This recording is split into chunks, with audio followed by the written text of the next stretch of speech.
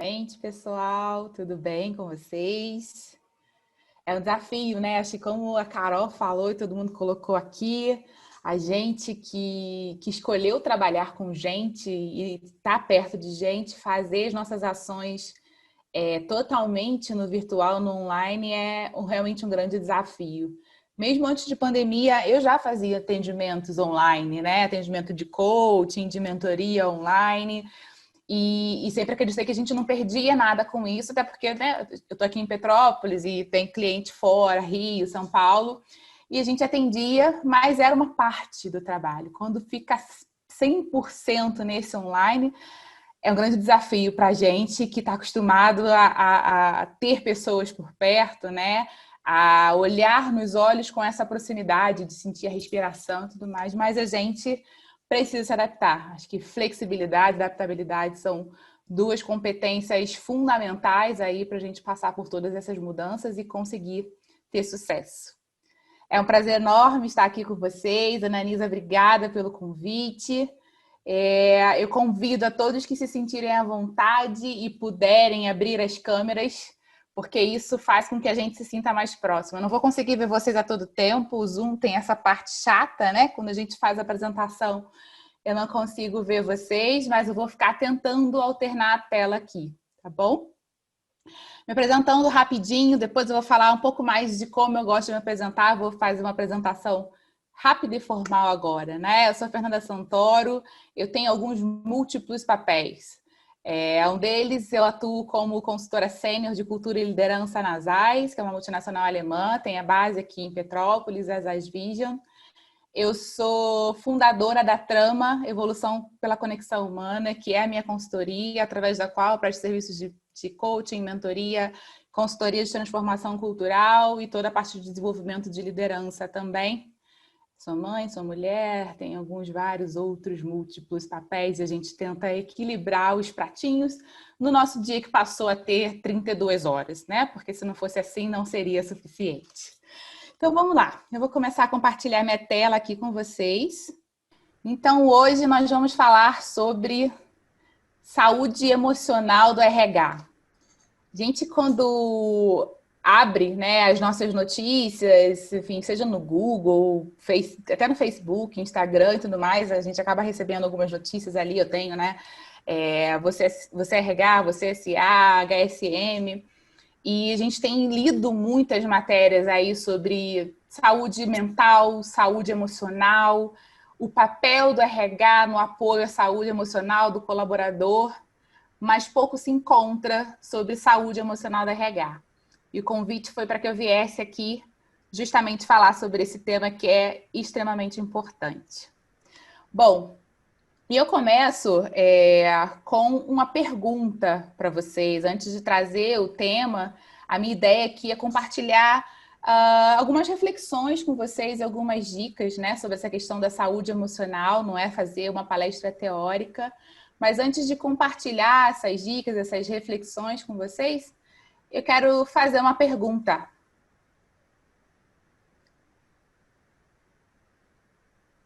Como que você chega aqui? Qual é o seu sentimento? Como é que você está se sentindo agora, nesse início da nossa palestra? Queria ouvir um pouquinho isso de vocês, assim, se vocês puderem compartilhar aí no chat, qual é o sentimento que está aí dentro de vocês nesse momento, independente do congresso, vocês, né? Olhando integralmente, qual é o sentimento com que vocês chegam aqui? Animada. Animada. O que mais? Acho que tem alguma coisa aí no chat, deixa eu ver. Expectativa. O que mais? Sentimentos. Curiosidade,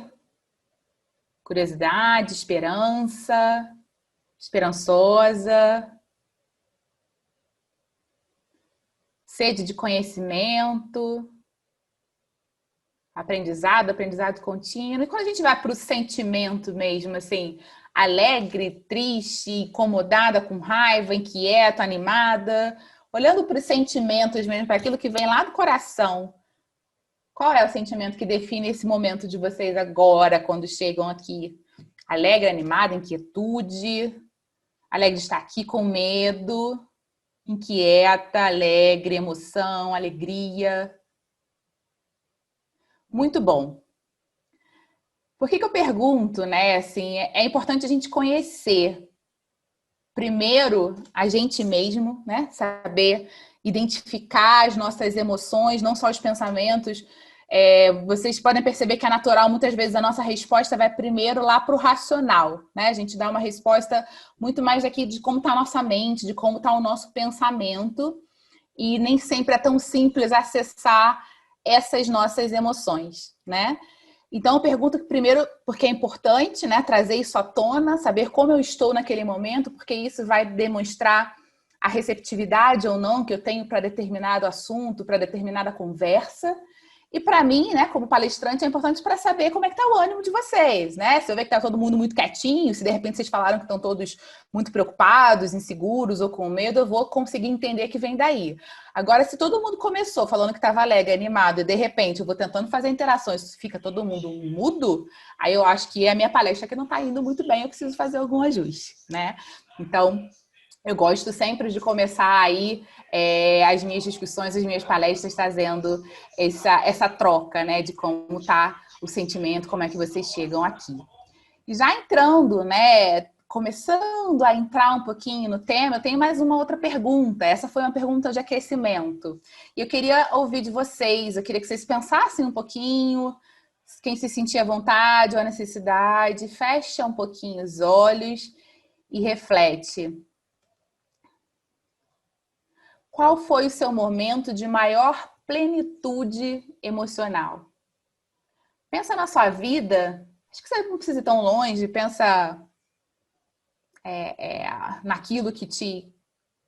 Aí, plenitude emocional fala de emoções positivas, né? Se você conseguir enxergar um momento de plenitude mais recente, ótimo, mas se for algo que foi mais tempo, traga também. Fecha um pouquinho seus olhos e sente. E quem se sentir à vontade, compartilha aqui também no chat ou até abrindo o microfone. Qual que foi o seu momento de maior plenitude emocional, onde você sentiu que realmente suas emoções estavam todas em equilíbrio com a sua cabeça, com o seu raciocínio, que você sentia bem-estar, que você sentia qualidade de vida, que você sentia positividade, motivação. Qual o seu momento de maior plenitude emocional?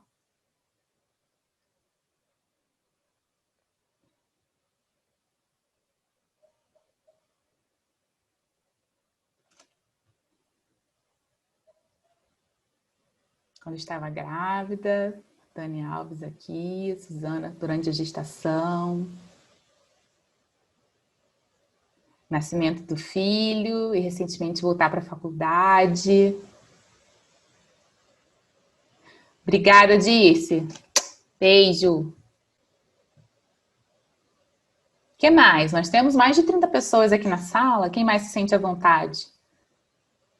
Suzana falando aí da gestação, nunca se sentiu tão linda, realizada, poderosa, maravilha, né, Suzana? Dia do casamento, quando saiu de emprego tóxico. Que delícia, né? Deixa eu ver se tem mais alguma coisa aqui. Então, assim, Eu posso falar? claro, Júlia. Obrigada por abrir a câmera e o microfone. Nada. Eu acho que um momento assim que me vem muito claramente foi mais ou menos junho, julho do ano passado, que a gente estava começando a se acostumar com a pandemia, né? Com essa nova rotina. E foi um momento que eu parei. Teve aquele momento de março e abril de toda a produtividade, vamos fazer tudo, tem tempo para tudo. Aí, quando chegou em junho, eu parei. Falei assim, não tô me sentindo bem com isso. Então, foi um momento que eu consegui me reconectar com tudo que eu gostava. Eu gostava de pintar, eu voltei a pintar. Eu gostava de ler, voltei a ler. E foi um momento de autoconhecimento tão grande que eu me senti plena, assim. Aí eu me senti assim, nossa, acho que realmente é o meu melhor momento. É onde eu tô me sentindo realizada. E desde então me sinto bem. e sinto qual é a hora de parar, sinto qual é a hora que eu sei que eu tenho que fazer alguma coisa, e eu acho que é isso. Muito bom, obrigada por compartilhar, Júlia. Tem outros exemplos aqui de meu primeiro salário. Ao dirigir para o trabalho, ver que o dia estava muito bonito, fiquei tão feliz e me senti muito bem de ir para a empresa, não ficar só em casa. Parece clichê, mas foi ótimo. Bacana, Débora. Deixa eu ver aqui, primeiro salário, 2 momentos na formatura e quando deixou o emprego terrível. O momento, né, de plenitude a Ana trouxe aqui no emprego atual. Muito bacana. Quando a gente tenta olhar o que está, né, tentar enxergar o que está em comum entre essas respostas, a gente acaba encontrando algo que tem muito a ver a estar em conexão com a nossa própria essência, né? De saber aquilo que são os nossos valores e conseguir entender que a gente está em respeito, né, em congruência com os nossos valores. E aí, para as mulheres em que a maternidade é algo importante, né? Essa questão de quem trouxe da Suzana, por exemplo, que trouxe o exemplo da gestação, isso nada mais é do que a essência da mulher, a essência da maternidade para as mulheres que enxergam a maternidade como algo que é importante, que é algo que faz parte do ciclo da vida, né? Meu filho falando a primeira palavra mamãe, muito bacana, né? Assim, como isso traz realmente uma plenitude tão grande emocional. E aí eu queria compartilhar com vocês o meu momento de maior plenitude profissional, de maior plenitude emocional. E aí está muito em linha com algumas dessas respostas de vocês. Esse foi o meu momento de maior plenitude emocional. Tá aqui escondidinha no meio das plantas, mas ela tá aqui. A minha Malu estava aqui na minha barriga. Também foi o meu momento, na verdade, foi toda a fase. Desde que eu peguei o resultado, né, do exame de gravidez, a toda a gestação, assim como a Suzana falou, eu me senti linda, maravilhosa, poderosa, iluminada, cheia de energia. E, sem sombra de dúvidas, também o momento que a Malu nasceu, o dia que ela nasceu, que veio... É clichê também falar que nossos filhos, para quem é mãe, de novo, para quem valoriza e sempre quis ser mãe, que os nossos filhos são um presente. Mas, para mim, acho que o clichê fica duplo, porque a Malu chegou no dia do meu aniversário. Desde lá do início, né, de quando eu engravidei, que tinha data prevista de parto, que era mais ou menos ali no dia 11 de dezembro, eu sempre falava que a Malu ia nascer no dia 13 de dezembro, que é o meu aniversário. Malu nasceu no dia 13 de dezembro de parto natural. Então, assim, foi um grande presente e maior plenitude emocional impossível. Por que tudo isso? Porque ali eu tinha, foi um processo todo para mim muito planejado, né? Eu tinha clareza das informações.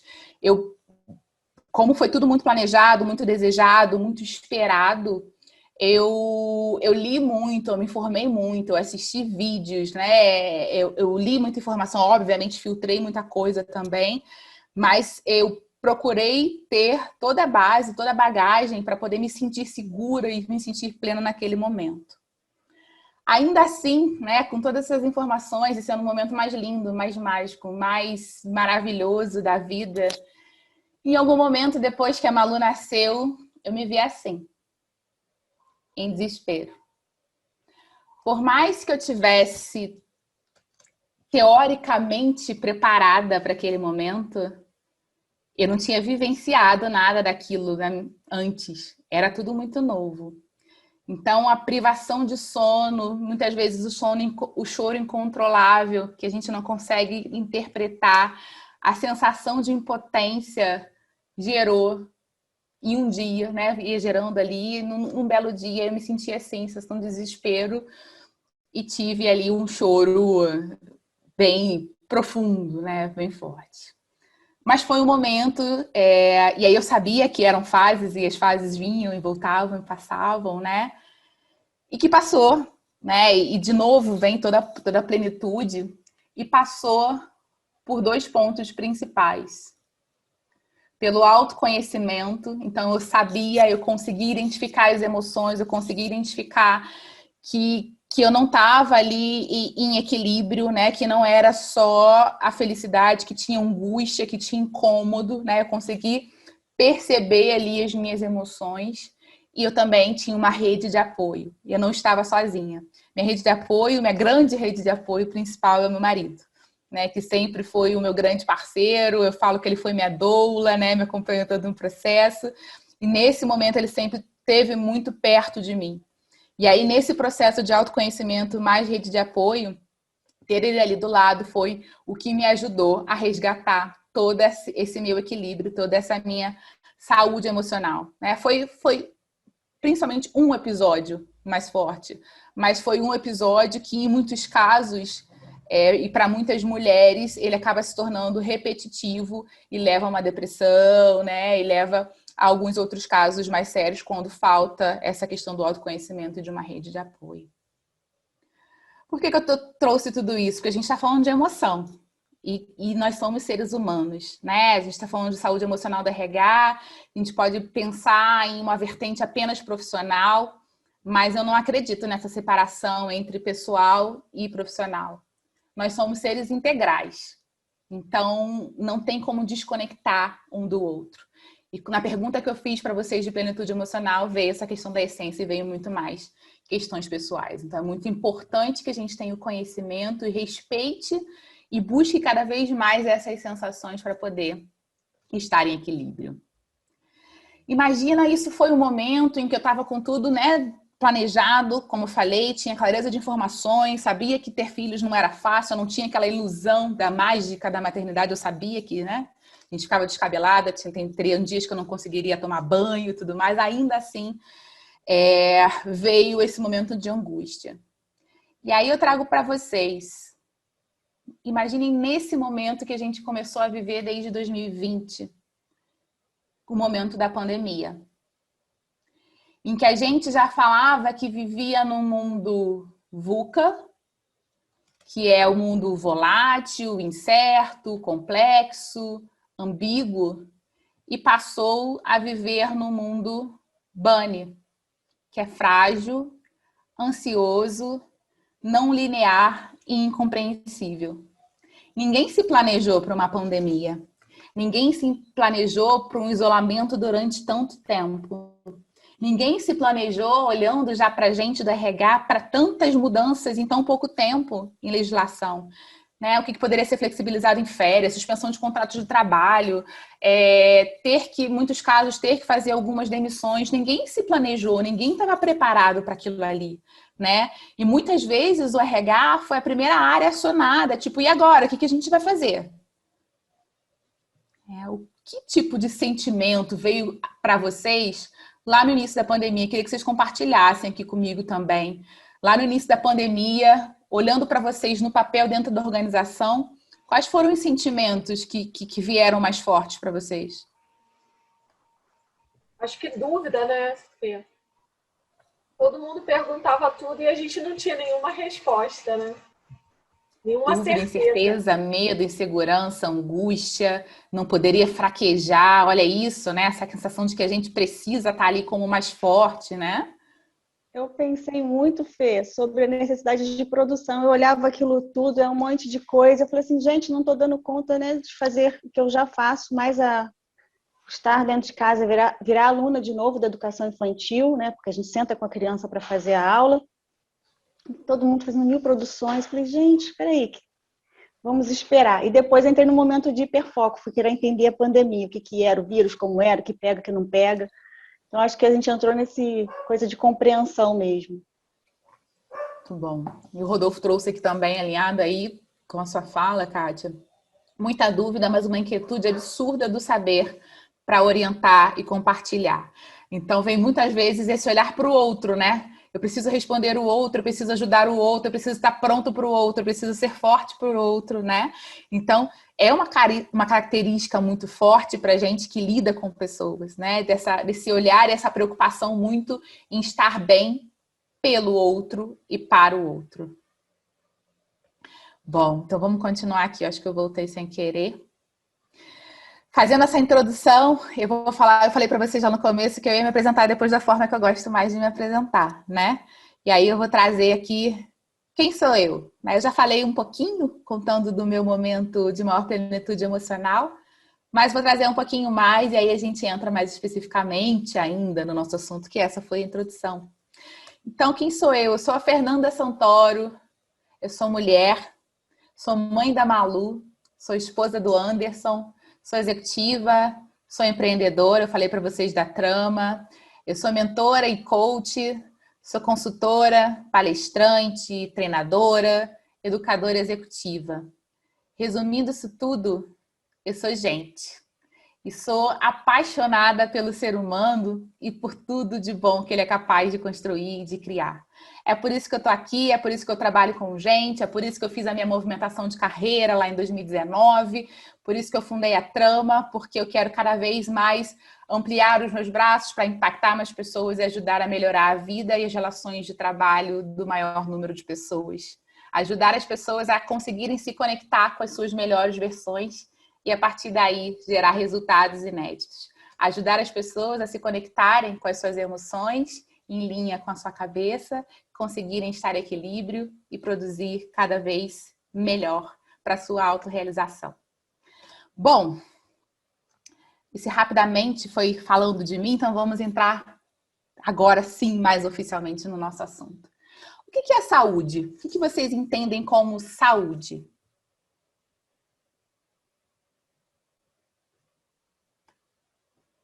Alguém?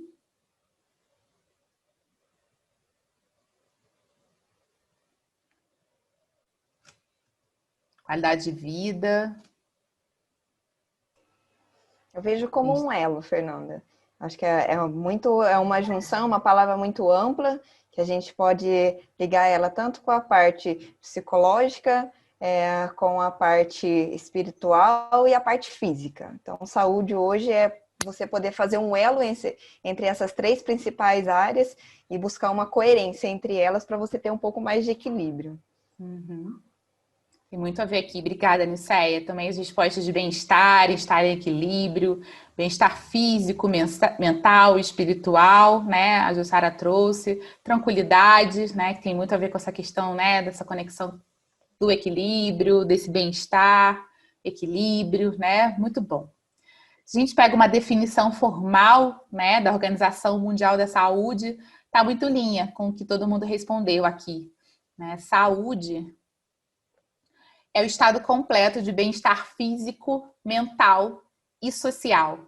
Muitas pessoas, principalmente as que não lidam diretamente com pessoas como a gente, né, com cuidado, com conhecimento de pessoas, elas acabam entendendo que saúde é simplesmente a ausência de doenças. E saúde é muito mais do que isso, né? É esse equilíbrio que vocês trouxeram entre tudo, né? Corpo, mente e coração, né? Bem-estar físico, mental, social e o emocional está aqui dentro, né? O emocional está tanto aqui conectado com o mental quanto com o social. E quando a gente olha a saúde emocional especificamente, a gente pode conceituar a saúde emocional como a capacidade de controlar e gerenciar as emoções, né? Deixa eu só tirar, passei a tela sem querer, porque pronto, a gente precisa movimentar as carinhas aqui.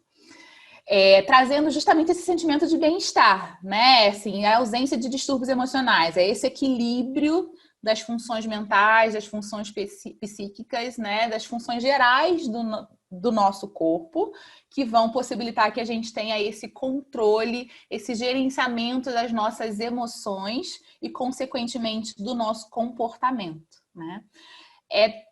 Sempre vai estar relacionado a equilíbrio, né? É conseguir equilibrar os nossos recursos internos com aquilo que o ambiente exige. Nesse momento, a gente sempre tem um histórico, né, de muito trabalho, de muitas atividades, de muitas exigências.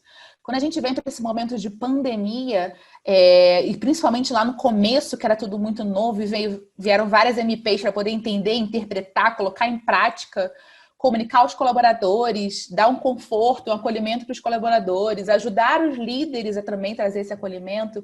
Veio tanta coisa, tanta pressão, né?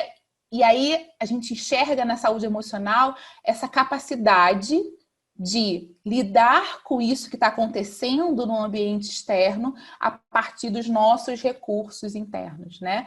Daquilo que a gente tem de capacidade de autoconhecimento, de autoconexão, E aí a gente consegue equilibrar e reagir de forma adequada. É o contar até 1, 2, 3, até 10, até 100, até 1000, até 1820 para quem for necessário. Então, é entender até quanto eu preciso contar para não dar uma resposta atravessada, para não perder o meu controle, né? É muito isso. E não é igual para todo mundo, né? Como eu falei, algumas pessoas vão precisar contar até 10, outras até 10 milhões. E tudo bem. Né? É a característica de cada um, é a essência de cada um. E também tem a ver com saúde emocional, cultivar emoções positivas de forma intencional. Então, eu percebo que, de repente, o meu ambiente está muito pesado, tem acontecido muitas coisas negativas, né, de forma externa, e eu vou gerar, eu vou criar, eu vou rememorar emoções positivas de forma intencional para retomar esse meu equilíbrio, né? Para não ficar somente pensando naquilo que é negativo, naquilo de ruim que está acontecendo, mas eu penso, trago e rememoro essas emoções positivas e também projeto um futuro mais positivo, com emoções que sejam bacanas, que possam me alimentar e trazer novamente esse equilíbrio. Ok? Faz sentido para vocês? Sim? Então, vamos lá. Trazendo todo esse conceito e todo o nosso contexto, do que o RH cuida ou de quem que o RH cuida? Vocês podem me responder? Pode ser abrindo o microfone, pode ser no chat, para quem se sentir à vontade.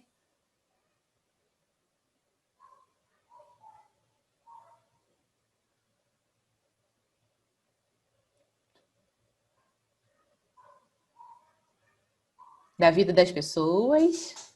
O que mais? De gente.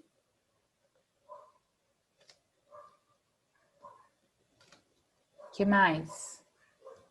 Temos vários RHs aqui, né? Do que o RH cuida, de quem que o RH cuida, de todos na empresa, nas relações, dos sentimentos. O que mais? De gente, de sentimentos, da junção entre a empresa, resultados e pessoas. Muito bom, Débora. Pessoas que fazem os processos. O que mais? Dos anseios das pessoas, dos sentimentos, é a ponte entre as pessoas. Muito bom, muito boas respostas. Acho que entrou mais uma aqui que eu não peguei. Da política. Uhum. Políticas de gestão, ok. E, considerando que o QRH cuida disso tudo, de todas essas pessoas, de todos esses sentimentos, quem cuida do RH?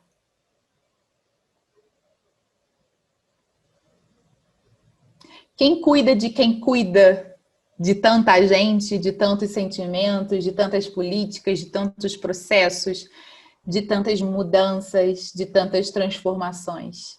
Eu tô querendo saber também, Fernanda.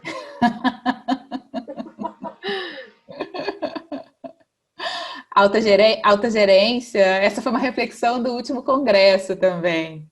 Boa pergunta. Vamos lá. E aí, essa é difícil. Vamos lá. Bom, eu queria trazer uma provocação para vocês aqui inicialmente, né? Acho que o próprio RH... Olha, Jussara, será que a gente consegue sempre enxergar isso, que o próprio RH cuida do RH? Na maioria das vezes... Alguém ia falar alguma coisa? Eu ia te interromper para fazer uma colocação. Uhum. Eu quero, claro, a tua opinião, a tua resposta, mas só para ilustrar. O que eu fiz no final do ano de 2020? Pensando um pouco nisso, né? Eu fiz uma retrospectiva para a diretoria da empresa, falando de tudo que aconteceu no ano de 2020, tudo que a gente deu conta e aquilo que a gente também não deu conta, né? Fiz uma análise do que aconteceu dentro da área de RH, quais foram as aflições, o que a gente conseguiu atender, o que ficou sem resposta. Fiz uma avaliação da minha equipe, passei para a direção da empresa e fiz uma avaliação dos outros gestores e da direção da empresa com relação a tudo que aconteceu e do apoio que foi dado para as ações do RH. Então, fiz ali como é que eu vou dizer? Uma sugestão, não sei se foi uma sugestão, mas um incentivo para que houvesse essa troca de feedback e essa rede das pessoas se olharem e ver o que aconteceu durante aquele ano, né? E colocar valor onde teve valor, né? Então, eu acho que, pelo menos para a gente lá na empresa, foi bem significativo isso. E foi um momento da gente dar aquela relaxada. Ó, a gente não conseguiu ter todas as respostas, mas a gente teve ação, tivemos ação em várias frentes que eram necessárias naquele momento. E isso foi interessante, foi uma teia, né, de autoajuda ali. E eu acho que foi bem, bem significativo isso. Mas foi uma iniciativa de RH, então acho que compartilha aí com você a opinião de que o RH tem que cuidar disso, né? Uhum. Porque quando a gente fala que o RH cuida dos colaboradores, cuida de pessoas, cuida de gente, cuida dos sentimentos das pessoas, parece que o RH esquece que também é gente, que também é pessoa, que também é ser humano, né? Deveria estar nessa conta também. Então, se o RH cuida de pessoas, cuida de gente, deveria estar incluído nesse processo. Muitas vezes o RH se exclui. E na grande maioria das vezes a gente não trabalha sozinho no RH, né? Nós trabalhamos com uma equipe, então é muito essa questão de, como você disse, um olhar para o outro. E aí eu trago uma pergunta para você que você não precisa me responder agora, né, Nisa? Pode ficar para depois, pode ficar para reflexão. Muito bacana você trazer isso, é importante. Acho que você trouxe ali junto, né, o seu papel de RH com o seu papel de liderança para poder trazer a equipe, né, compartilhar os desafios, compartilhar as conquistas, conscientizar a alta liderança do que foi feito. Mas a pergunta é, será que você, Ana Nisa, também se sentiu cuidada? Né? Essa é a grande pergunta. Vamos continuar falando sobre isso aqui ao longo da apresentação, né? Eu vou trazendo desse cuidado do RH um pouquinho ao longo dos próximos slides, tá bom? Bom, considerando isso, né, essa resposta que veio aí do RH, cuidado RH, o primeiro ponto que eu falo, né, e que vocês trouxeram até lá na questão, quando eu perguntei sobre o momento de maior plenitude, ele está muito conectado com o autoconhecimento. Então, considerando que nós somos as pessoas que estudaram comportamento humano, que escolheram, né, trabalhar diretamente com gente, desenvolvendo gente, apoiando pessoas a se desenvolverem, e nós não podemos nos excluir dessa gama de pessoas, é fundamental investir no autoconhecimento, justamente para identificar toda a nossa potência, toda a nossa capacidade, até onde nós podemos buscar desafios, aceitar a pressão, lidar com a pressão, mas também entender os nossos limites. Tipo, até aqui eu consigo ir sozinha, aqui eu preciso de ajuda, aqui eu preciso respirar para poder seguir. Então, é fundamental investir nesse autoconhecimento para que a gente não se atropele. Como eu coloquei um pouquinho antes, todas as nossas ações, muitas vezes, elas têm a ver com olhar para o outro, né? O sentimento que vocês trouxeram, que veio lá no início da pandemia, teve medo, insegurança, inquietação, mas também teve essa questão de estar forte, ter as respostas, muito essa preocupação com o outro. A gente não vai estar bem para cuidar do outro se a gente não cuidar primeiro de nós mesmos. Em algum momento, a conta não vai fechar. A balança vai cobrar essa conta, né? Identificar aí, a partir do autoconhecimento, quais são esses gatilhos, né? Como eu falei, né? Saber quais são os potenciais, quais são as possibilidades, os desafios que a gente pode encarar, quais são os limites. E nessa questão dos gatilhos, o que me deixa triste, o que me deixa com raiva, o que me deixa feliz, o que me deixa nervoso, ansioso, preocupado, tenso, desesperado. Saber identificar quais são esses gatilhos, quais tipos de situações são essas. Porque a cada novo momento que surgir uma situação similar, eu vou ter mais recursos internos para poder lidar com essa situação.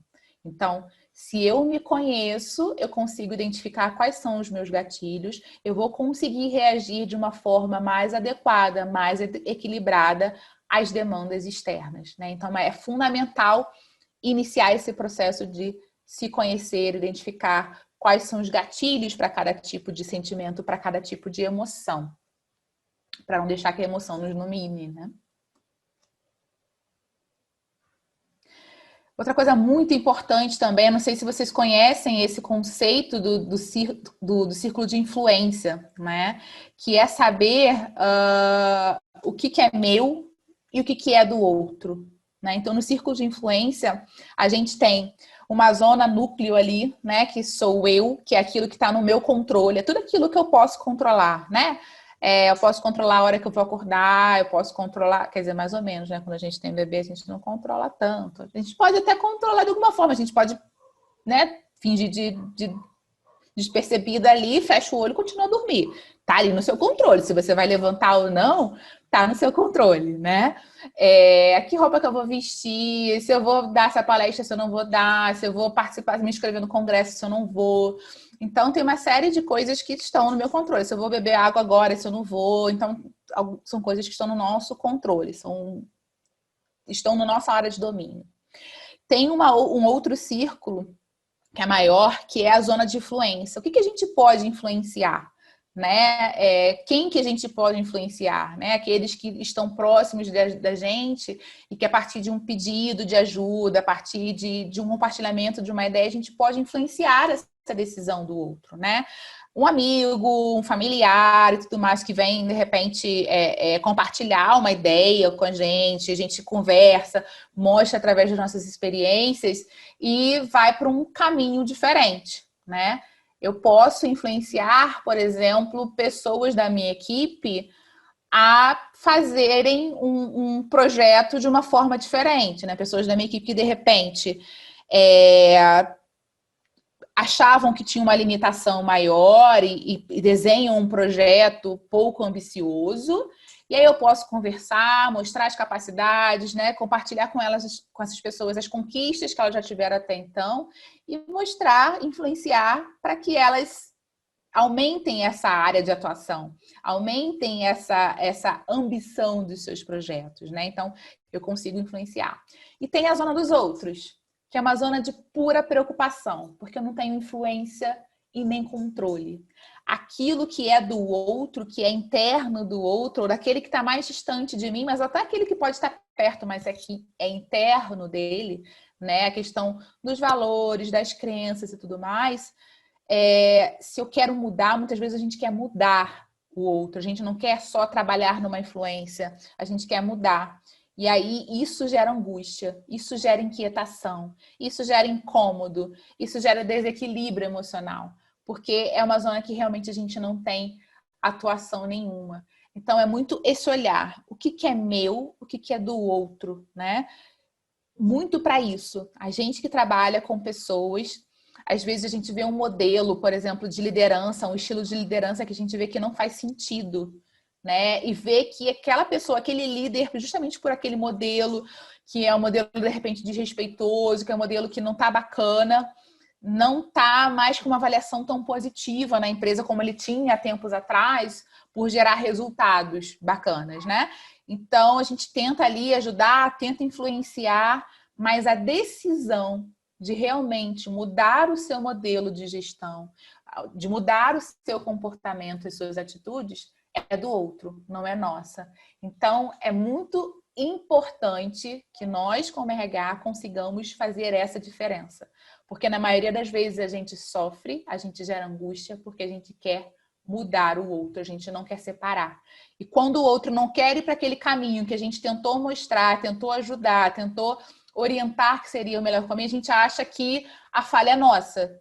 Porque, eu não falei da forma adequada, eu não orientei da forma adequada, de repente eu fui muito rígida ao falar, ou fui muito fofa ao falar, não usei as palavras corretas. Não, você fez a sua parte, você conversou, você mostrou, você foi até onde você pode influenciar. Mas a decisão de seguir um caminho diferente ou não é do outro. E é fundamental que a gente consiga reconhecer isso. pandemia, tudo novo, tudo muito grande, né? Sem saber o que fazer com os funcionários, sem saber como orientar a liderança, de novo, muitas MPs, muita coisa para atualizar, tudo muito grande, né? Um problema enorme. Se a gente identifica que o problema é grande demais, que parece pesado demais, que não cabe na nossa mochila para a gente carregar, a gente precisa fatiar. A gente precisa pegar, enxergar esse problema grande e segmentá-lo em problemas menores, desafios menores, questões menores, como o Haddad trouxe mais cedo, né? Não gosto de usar a palavra problema, mas a palavra questão, e aí eu trago por desafio, desafios menores que sim, a gente consiga dar conta deles, que a gente consiga resolver. A gente não precisa ter uma solução única para o grande problema, né? Quando a gente consegue ter essa visão macro dele, mas segmentá-lo e dividir em pedaços menores, de novo, fatiá-lo, fica muito mais simples conseguir resolver e ter aí uma paz interior, conseguindo perceber que passo a passo daquele desafio vai sendo resolvido. Você não precisa ter todas as respostas. E isso veio muito forte quando eu perguntei, né, qual foi o sentimento lá no início da pandemia, né? Essa inquietude por ter o conhecimento para orientar o outro, essa preocupação com o outro, esse estar forte para o outro. Você não precisa ter todas as respostas. E eu acho que é muito além do que você não precisa. Você não vai ter todas as respostas. Você definitivamente não é uma enciclopédia. E ainda assim, as enciclopédias não têm todas as respostas. É necessário se conscientizar disso. E isso vem com o autoconhecimento. Isso não é o problema. Tudo bem se você não tiver todas as respostas. Tudo bem se você precisar de um tempo para trazer essa resposta para a pessoa. Ok, eu não sei, eu preciso pesquisar, eu preciso procurar, ou eu preciso perguntar a alguém, eu preciso trazer alguém para falar por mim. Tudo bem. Nós somos seres humanos. E a gente não tem que ter todas as respostas. Você pode pedir ajuda. Parece tão básico, tão óbvio, né? Mas a gente precisa reforçar isso o tempo todo. Pedir ajuda não é feio, pelo contrário. Pedir ajuda é um sinal de autoconhecimento, é um sinal de humildade e é um sinal de orientação a resultados. Você consegue enxergar qual é a entrega que você precisa fazer, quais são suas metas, quais são os seus objetivos e a quantidade de atividades que você tem. Você consegue ter essa visão sistêmica e enxergar que essa conta não vai bater. Considerando demandas, mas metas, você sozinho não vai conseguir fechar essa conta. Então é necessário pedir ajuda. Isso mostra maturidade, como eu falei, orientação a resultado, mostra humildade também. E vocês, eu não sei se vocês sabem o poder que um pedido de ajuda tem. Muitas vezes o outro não se aproxima para ajudar ou não oferece ajuda com medo de invadir o nosso espaço. E a gente cria fantasias na nossa cabeça achando que é o outro que tem que oferecer ajuda e não eu pedir. De onde que veio essa regra? Quem criou essa política dizendo que só vale ajuda se o outro oferecer? Tem um poder tão grande, mobiliza tantas pessoas. Essa semana, na segunda-feira, a gente fez um evento, né, em celebração ao Dia das Mulheres lá nas AIS. A gente trouxe uma palestrante de mercado, que é a Jandaraci Araújo, não sei se vocês conhecem, uma mulher que tem uma história bem grande de superação. E durante a fala dela, né, enfim, a gente estimulou que as pessoas participassem, compartilhassem também suas histórias, ou trouxessem perguntas, e algumas mulheres se sentiram à vontade para compartilhar as suas histórias, algumas histórias, inclusive, com detalhes de abuso psicológico e tudo mais.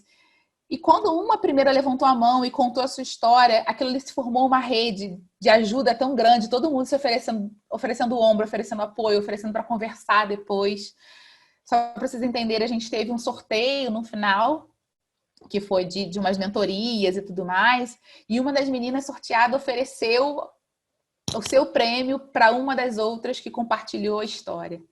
Isso é para vocês entenderem um pouco do poder de um pedido de ajuda, né? mobiliza realmente as pessoas, porque a outra pessoa, quando percebe que é um pedido de ajuda genuíno, a outra pessoa se sente importante, sente que vai fazer algo do bem para você. E isso realmente mobiliza. E você vai conseguir entregar os seus resultados de uma forma muito mais leve. Pasmem, mas vocês podem fazer pausas. Vocês podem respirar. Vocês podem parar para tomar um café. Quando a coisa está pesada, quando tem muita coisa acontecendo ao mesmo tempo, quando a cabeça parece não estar mais funcionando num fluxo contínuo, correto, adequado, para um pouquinho, faz uma pausa, toma um café, troca uma mensagem com alguém, liga para alguém, vai ver um videozinho, um gif, um meme, uma piada, alguma coisa para te desconectar daquela imensidão de atividades, de responsabilidades que você tem. Isso é fundamental. Quando a gente está ali, quando estou aqui num projeto, estou desenvolvendo, chega uma hora que não vai, não flui mais, para. Né? Assim, a cabeça não está ali, e às vezes vem aquela preocupação, não, mas eu tenho que continuar aqui porque eu tenho um horário, eu preciso fechar isso, eu tenho um prazo para entregar. 5 minutos, uma pausinha de 5 minutos, muitas vezes vai fazer toda a diferença, você volta com o cérebro, com a cabeça mais fresca e consegue voltar a produzir de uma forma muito mais produtiva, né? Muito mais fluida. Filtre as informações. Nesse tempo também, assim, a gente já está, né? No tempo desde que veio a internet, de muita informação acelerada o tempo todo. Com pandemia, veio muita coisa, né? Tanto informação do bem, quanto informação negativa, tanto informação para deixar mais estressado, enfim, muitas notícias falsas, né? E por outro lado também muitas informações relevantes que eram necessárias, né? Informações para atualização, muitos treinamentos que foram disponibilizados, treinamentos gratuitos, e às vezes vem aquele desespero, né? Assim, as pessoas postando que fizeram treinamento disso, se conectaram com aquilo, se atualizaram naquilo outro, mas eu não. Ok, você não precisa, você precisa filtrar as informações, né? O que é importante para mim, o que é relevante para mim, o que realmente vai agregar valor nesse momento. E aí uma grande dica para poder filtrar as informações é ter algumas fontes confiáveis, alguns sites confiáveis. Por exemplo, né, hoje a gente teve, e até eventos, né? Esse momento aqui do pré-congresso de RH de Petrópolis é um momento que a gente está para filtrar informações também. A gente tem profissionais, né, que fizeram aí um estudo de vários temas, de vários autores ou de várias informações que têm acontecendo e consolidaram em 1 hora aqui para vocês.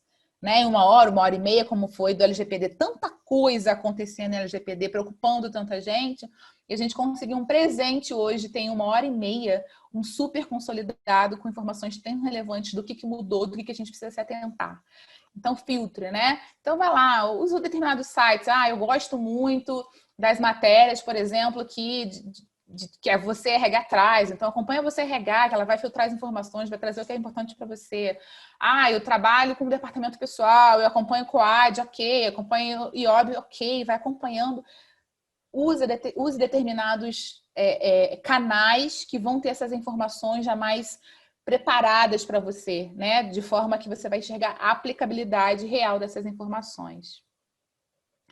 Consiga identificar quais são as oportunidades atrás dos desafios, né? Isso tem muito a ver com não enxergar somente o problema, né? Mas enxergar. E você tem uma fala que o Haddad também falou mais cedo, né? Que tem 2 formas de encarar o problema: ou olhando para o problema, ou olhando para os recursos que eu tenho para resolvê-lo.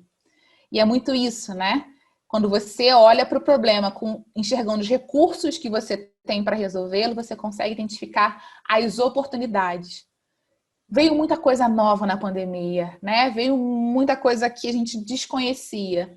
Mas quanta oportunidade de desenvolvimento, de crescimento, de aprendizagem, inclusive de troca, né? Tipo, gente, tem muita coisa acontecendo. Vou aqui no grupo, pessoal, eu tô perdido aqui em relação ao que está acontecendo. E aí, a MP foi derrubada, não foi derrubada? Né? Vamos tentar enxergar as oportunidades de troca, de aumento de networking, de aprendizado, quanto que esses desafios trazem de oportunidades. Tem uma rede de apoio. Isso é fundamental. Eu coloquei lá para vocês, né? Quando eu falei do meu momento de desespero, depois que Malu nasceu, o quanto que a rede de apoio foi fundamental. E isso está muito aqui conectado à resposta da pergunta que eu fiz. Quem cuida do RH? O próprio RH precisa ser a sua rede de apoio. Quando a gente trabalha em time, o próprio RH precisa ser a sua rede de apoio, um cuidar do outro. Ter um momento de pausa, de perguntar, e aí? Como é que você está? Pedir ajuda, né? Como eu coloquei antes, nessa rede. Ah, mas eu sou só eu, Fernanda, lá no RH da minha empresa, sou apenas eu. Nós aqui não somos uma rede de apoio? Não somos pessoas que trabalham com pessoas, que apoiam pessoas? Por que não contar com essa rede aqui também? E essa rede de apoio, ela não está relacionada somente a fazer perguntas do aspecto profissional, né? Em alguns ou só trocas, né? Tipo, para saber de novidades de profissional, mas às vezes para desabafar, tipo, tá pesado, eu não tô aguentando. Tá acontecendo alguma coisa similar com você? Eu preciso de ajuda, assim. Eu tô trabalhando, e vejo às vezes que os líderes não estão acompanhando a evolução, acompanhando o ritmo, tá pesado para mim. Tenha pessoas com que você possa compartilhar as suas angústias e seus desafios e que possam te ajudar a ter um olhar positivo.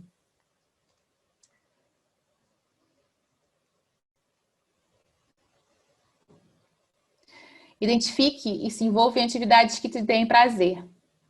Muitas vezes a realidade no trabalho, ela pode ser realmente uma realidade mais pesada, mais dura, né? Com muita pressão. É importante que a gente olhe para isso enxergando o horizonte, sabendo que aquilo ali vai acontecer durante o tempo e vai se resolver. Isso dá uma tranquilidade um pouco maior. A gente sabe que vai trabalhar muito durante um período, mas vai ter uma luz lá no fim do túnel.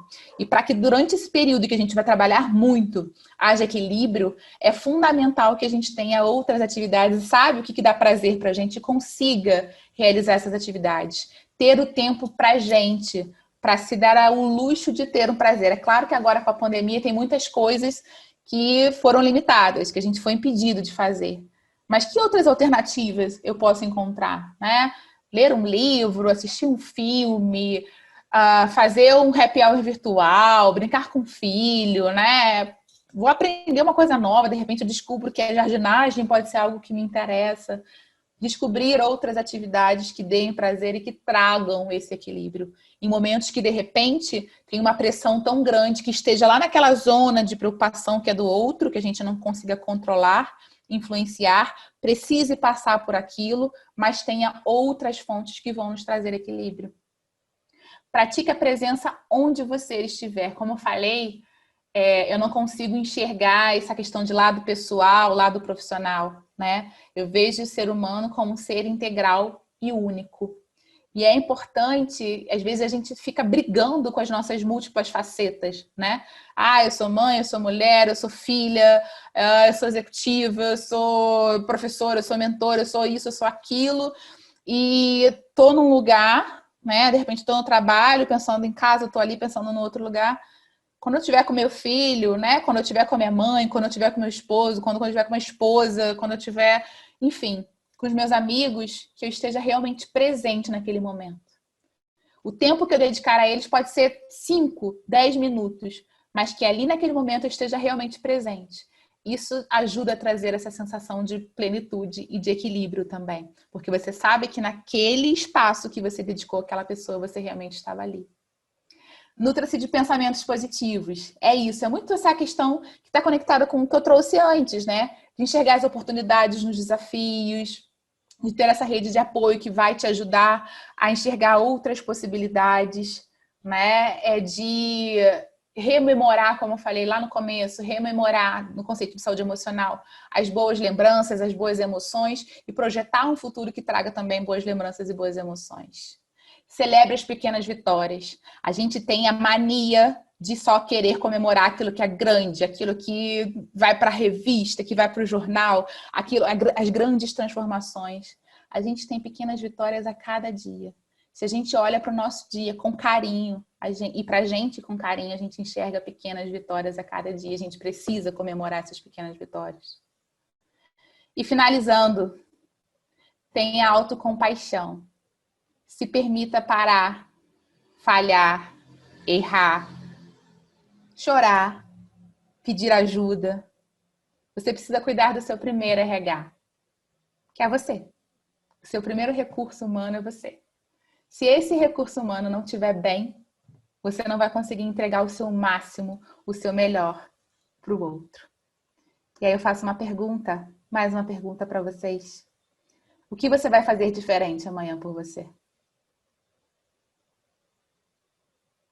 Alguém quer abrir o microfone e responder?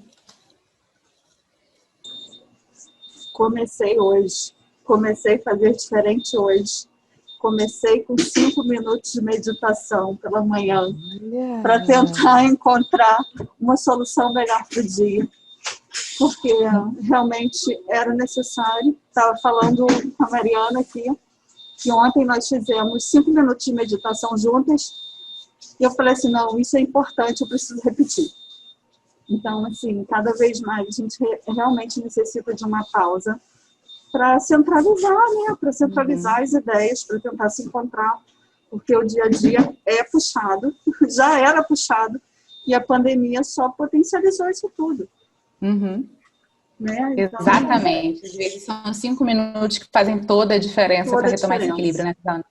Muito exatamente. Bom. Obrigada por compartilhar, Suzana.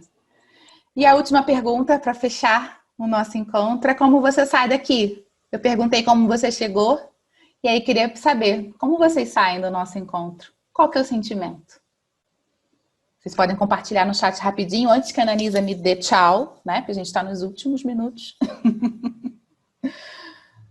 Mais animada ainda, motivada. Uhul. Acho que é bom esse uhul, né? Sentindo que é mais do que necessário mudar meus hábitos, potencializada de novas ações. Sim, Thalita, uhul é bom, que bom. Que mais? Como vocês saem daqui, gente? Como é que vocês saem desse encontro? Valeu? Trouxe algo novo? Eu gosto de feedback, gente. Eu sou movida de feedback. Valeu? Animada, com a mente mais aberta, aquecida, bacana, Jussara. Que mais? Feliz, buscar mais autoconhecimento, excelente. Estou encantada com o seu conteúdo e sua eloquência. Obrigada, Mariana, pelo carinho. Revigora, senti que existe uma rede de apoio, mesmo que a distância é ótimo. Revigora, empolgada.